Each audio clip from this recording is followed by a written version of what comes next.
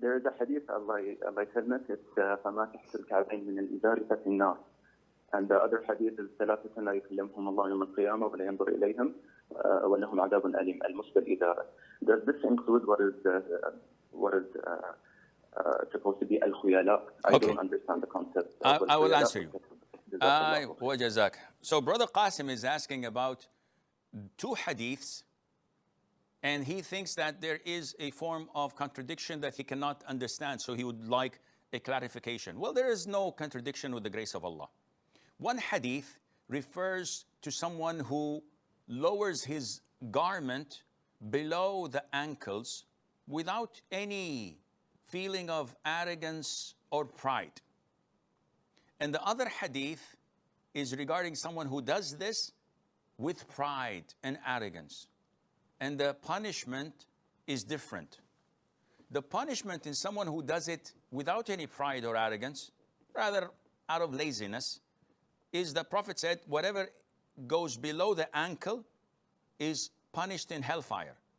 So the whole body is not in hell.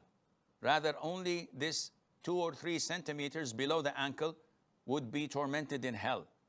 And we know that the least of people being punished in hellfire is a person, and he's Abu Talib, the uncle of the Prophet ﷺ, is a person who a stone of fire is placed in his sandals.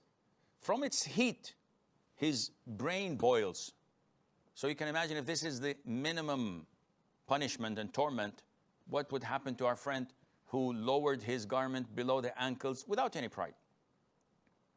The other hadith states 4 punishment. Allah doesn't speak to them, Allah doesn't purify them, Allah does not look at them, and they have severe torment and punishment in hellfire. And who are those? Al-Musbil, the one who lowers his garment. So the scholar said, oh, because of the difference of punishment, this is regarding something extra than the other one, which is pride and arrogance. That's why in another hadith, while a man was dragging his garments in arrogance and pride, Allah made him fall in the 7th earth to hellfire, or as the Prophet said, alayhi salatu wasalam, and I hope this clarifies the contradiction.